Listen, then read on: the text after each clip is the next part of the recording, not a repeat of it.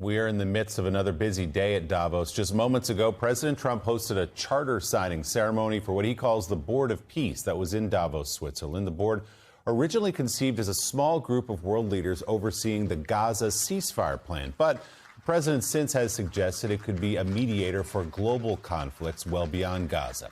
And during his speech just in the last hour, he said it might work alongside the United Nations. Permanent seats are being offered for a fee of $1 billion. We should note that major NATO allies have said they will not join the board. You do not see some of those familiar faces on the stage. Meanwhile, President Trump is dropping his threat now of tariffs on European countries after agreeing to a framework of a future deal, as he put it, on Greenland. The president made that announcement yesterday in a social media post, adding that Vice President J.D. Vance, Secretary of State Marco Rubio, and Special Envoy Steve Witkoff will lead negotiations over a potential deal. The president did not give specific details about the deal during that interview with CNBC. He did insist that it would be a long-term agreement, though. It's not specific enough to know at this point how long this lasts, whether it's forever. Forever. It'll be forever. For Greenland at this point. Yeah. Forever. That's staggering. That's better than a 99. This is what, 2 hours after. It's better than the Obama deal with the famous Iran nuclear deal with a 9-year deal. No, this is forever. Again, light on details. Last night, the NATO Secretary General was asked if Greenland would remain a Danish territory. What I don't hear is Greenland is it still under the Kingdom of Denmark in this framework deal? That issue did not come up anymore in my conversations tonight with the president. He's very much focused on what do we need to do to make sure that that huge Arctic region, where change is taking place at the moment, where the Chinese and Russians are more and more active, how we can protect that. That was really the focus of our discussions. Some Democratic lawmakers and experts were quick to point out there appears to be nothing materially different about Trump's so-called deal from what exists now. Congressman Brendan Boyle tweeted, "Congrats to Donald Trump on achieving the status quo. He's an amazing deal maker." Here, too, is Fox News chief political analyst Brit Hume, wondering how the deal differs from the current agreement in Greenland. Well, if what we're finding out is hearing is correct, the United States would gain control, maybe even sovereignty, over zones within Greenland to set up bases and for other military purposes.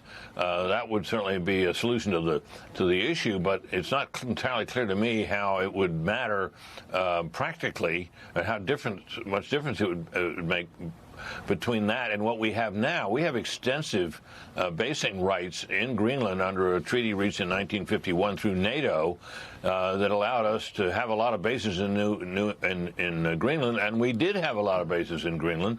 They were all but one were taken down. So the practical difference is a little unclear to me, but it might be enough to get out of this controversy.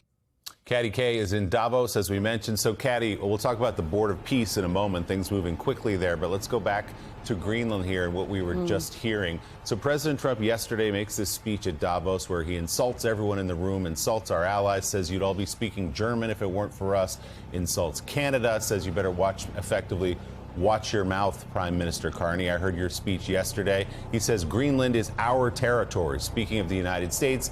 And then about 2 hours later announces the framework of a future deal, or put another way, as he did, the concept of a deal. So what happened in those 2 hours, and what is this deal?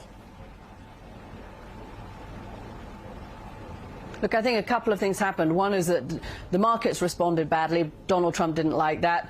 I understand that there was pressure from the big tech executives. They're all here. They were all in the front row of Donald Trump's speech yesterday, and that they've been speaking to the White House and to the president, saying they didn't like what this was potentially going to do to the world economy and to markets.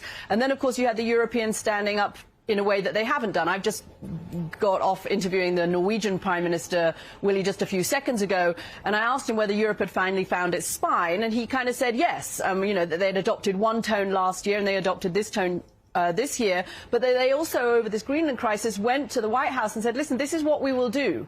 If you carry on with this, it will hurt us, but we have got leverage, and we are prepared to use that kind of leverage.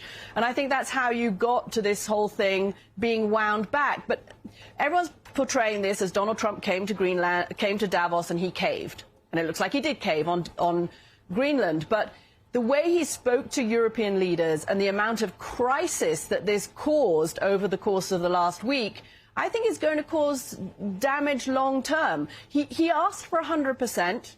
He settles at 50%, but in asking for 100%, he's already caused a lot of damage. The Norwegian Prime Minister just told me it's going to be hard for Europe to carry on trusting America in the way that it has. So if America is asking Europe for things, they may be thinking about it a little bit more skeptically. They have to get their own house in order. They've got to do something about their own security. That's the other thing that this crisis has done. It's reinforced that sense of urgency for European populations who have to take the brunt of this because they've got to spend more on defense. But Donald Trump actually has almost made it easier for these European leaders to go to their populations and say, look, our relationship with America is over. It's not the one we thought it was. We have an erratic president who keeps us all spinning.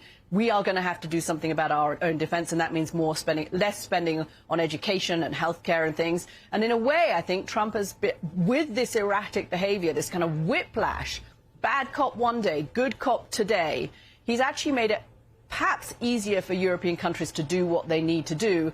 Unfortunately, that means distancing themselves from the United States. And you're right, Katy. One could reasonably ask, what did the president get for burning down these relationships with our allies? It looks like what we have now with Greenland, which is we have a base and an agreement from Denmark that we already had. If you want to build another base or expand the base you have for security, you are welcome to do that. So we'll get more details, we hope, on this framework of a deal, as they're putting it. I want to ask you more, Katy, about your conversation with the head of Norway, particularly about the letter received from President Trump, basically saying, you didn't give me the Nobel Peace Prize, so you forced my hand here on Greenland. This is why I'm behaving the way I am. Just putting it out in the open. Obviously, the head of Norway has no say in the prize, despite what President Trump has said. So what was your conversation like about that issue? Yeah. I almost felt kind of embarrassed, honestly, that I had to ask him to clarify that the Norwegian Prime Minister cannot pick up the phone to the Nobel Committee and say, listen, do me a solid and nominate President Donald Trump for the Nobel Prize this year, because that's what I want you to do. He did clarify he could not do this, even though he said Donald Trump is wrong when he stands up there on the stage in Davos and says, we all know that actually the Norwegians say they don't control the prize, but they really do. But he did say that that letter happened. He had actually texted Donald Trump that morning, a rare text that has not been made public by the president, perhaps. He texted Donald Trump on behalf of him and Finland to try to get things calmed down on Greenland. And he said, then he gets this blistering letter back again. He said, look, we've got, European nations have got used to this kind of erratic, unpredictable, unconventional behavior from Donald Trump. So I don't think he was totally surprised by it. But he did say it does show just how much this Nobel Prize matters to Donald Trump and how personal geopolitics is for the President of the United States at the moment. It's about something he wants, and if he doesn't get it, then he acts the way he has been acting. I think, Willie, there's a sense of exasperation, honestly, here at Davos this week, in the way that Donald Trump keeps everybody's head spinning about things that are unnecessary, when actually the focus from Europe's point of view really needs to be on the Russian threat. This is what the Prime Minister also told me, and the problem and the war in Ukraine, and keeping up the threat on Russia because of that. And yet we're having to spend our time dealing with these things that actually amount to, as you've just suggested, quite a lot of hot air.